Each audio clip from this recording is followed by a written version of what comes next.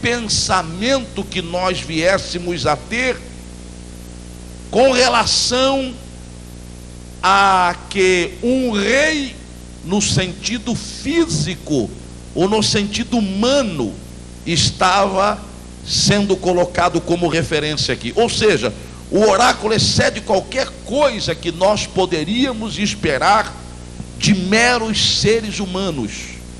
Isaías fala de um rei diferente. Nós vamos analisar um pouquinho sobre isso e vocês vão entender que não era um rei qualquer. Isto me leva a crer e a afirmar hoje que as palavras proferidas aqui por Isaías não se referiam a Ezequias, mas era uma mensagem profética, era uma profecia messiânica que apontava para um rei não apenas ideal, mas um rei perfeito.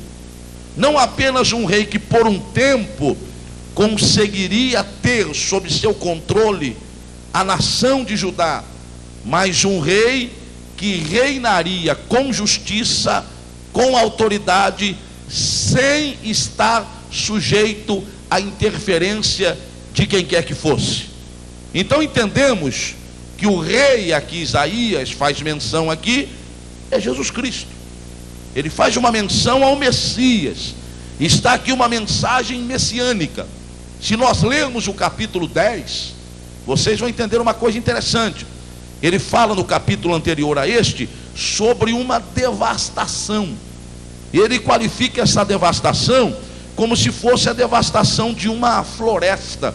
Lá no verso 18 do capítulo 10, ele diz: olha, também consumirá a glória da sua floresta e do seu campo fértil, desde a alma até o corpo, e será como quando desmaia o porta-bandeira. Verso 19 ele diz: e o resto das árvores da sua floresta será tão pouco que um menino as poderá contar. Tem uma outra versão que diz: e as árvores que sobrarem nas suas florestas serão tão poucas que uma criança poderá contá-las. Quando nós chegamos lá no verso 33, ele volta a repetir alguma coisa no capítulo 10. Ele diz: mas eis que o Senhor Jeová dos exércitos desbastará os ramos com violência, e os de alta estatura serão cortados, e os altivos serão abatidos, e cortará com ferro a espessura da floresta, e o Líbano cairá pela mão de um poderoso. Esta expressão aqui é uma metáfora. Esta floresta é uma referência aos soldados do Império Assírio, do exército assírio. Estas árvores que mencionam aqui Isaías era uma metáfora relacionada a estes soldados. Um rei surgiria e conseguiria aniquilar a força desses soldados. Eles seriam destruídos, e o que sobraria deles era tão pouco, ou seria tão pouco, que uma criança poderia contar. Você pega uma criança aí, e ela não tem a capacidade que nós temos de contar, né? Ela vai contando 1, 2, 3, 4, 5, 6, 7, 8, 9, 10. Quando chega no 11 já começa a confundir a língua. Então era isso que Isaías queria dizer. O grande exército assírio, que tem amedrontado aí muitas nações, inclusive Judá, ele será abatido, ele será destruído. As suas árvores serão cortadas, a sua floresta será desbastada, e não sobrará absolutamente nada.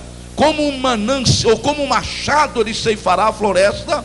O Líbano cairá diante do poderoso. Líbano era uma madeira importante, uma madeira forte que existia naquela época. E Isaías diz: até o Líbano vai cair por terra, até os mais fortes irão cair. E aí no capítulo 11 ele começa a falar deste broto que viria, este rebento que surgiria de Jessé, e das suas raízes um renovo frutificaria. Como quem queria dizer, aquela floresta foi abatida, o exército assírio foi destruído, mas o Senhor levantará agora um exército poderoso.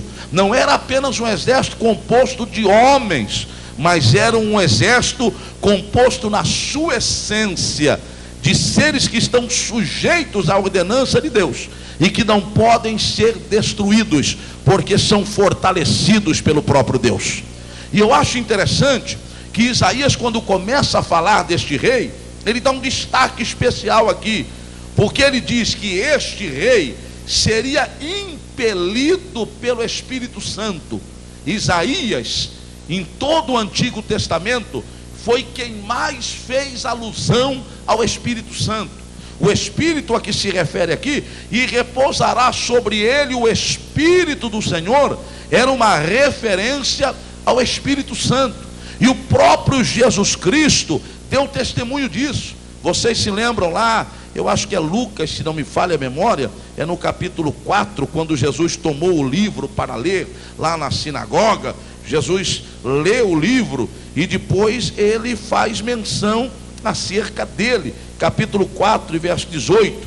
Então, pela virtude do Espírito Santo, após Jesus ser tentado, me perdoe, é uma outra ocasião, Jesus é expulso de Nazaré, porque ele ensinava nas sinagogas. Exatamente, foi-lhe dado o livro do profeta Isaías, e quando abriu o livro, achou o lugar em que estava escrito: o Espírito do Senhor, verso 18 do capítulo 4 de Lucas: o Espírito do Senhor é sobre mim, pois que me ungiu para evangelizar os pobres, enviou-me a curar os quebrantados do coração, a apregoar a liberdade dos cativos, dar vista aos cegos, pôr em liberdade os oprimidos, e anunciar o ano aceitável do Senhor.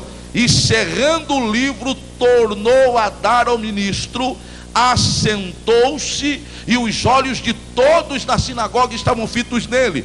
Então ele disse-lhes: hoje se cumpriu esta escritura em vossos ouvidos. Jesus disse: essa escritura se cumpre hoje. Palavras de quem? De Isaías. O Espírito do Senhor é sobre mim. É este Espírito Santo que Isaías se refere aqui no capítulo 11. O rebento, o renovo que surgiria, ele estaria debaixo da unção do Espírito Santo. O Espírito do Senhor repousará sobre ele. Que Espírito era este? De sabedoria, de entendimento, de conselho, de poder, de conhecimento e de temor do Senhor. Mas diante disso, queridos, eu encontrei aqui uma coisa que eu gostaria de repartir com vocês hoje. O que este rei tinha de diferente dos outros reis? Por que Isaías empenha aqui as suas palavras e mostra que este rei traria um governo diferente? Tinha duas coisas que diferenciava este rei dos demais reis. A primeira delas, escute bem, é que ele julgaria não por padrões humanos ou por meio de padrões humanos, mas ele julgaria por meio de padrões divinos. A primeira diferença deste rei: ele não se utilizaria de padrões humanos para fazer os seus julgamentos, mas ele julgaria através de padrões divinos. Escute bem o que eu quero dizer a vocês: nós, seres humanos, agimos pelo que vemos e pelo que ouvimos. O nosso comportamento, as nossas ações e a grande parte das nossas reações se originam daquilo que nós vemos e daquilo que nós ouvimos. Tanto é que existe um ditado que diz que aquilo que os olhos não vê, o coração não sente. Se eu não posso ver, eu não sinto. Se eu não ver uma criança passando fome, eu não posso sentir pena daquela criança. Se eu não ver uma pessoa em aflição, em aperto, eu não posso sentir pena daquela pessoa. Da mesma forma, se eu não ver uma pessoa alegre, regozijando por uma conquista, por uma vitória, eu não vou poder sentir alegria com aquela pessoa. Então nós somos aquilo que vemos e aquilo que ouvimos. Nós reagimos desta maneira. Muitas das atitudes que nós tomamos, elas são decorrentes daquilo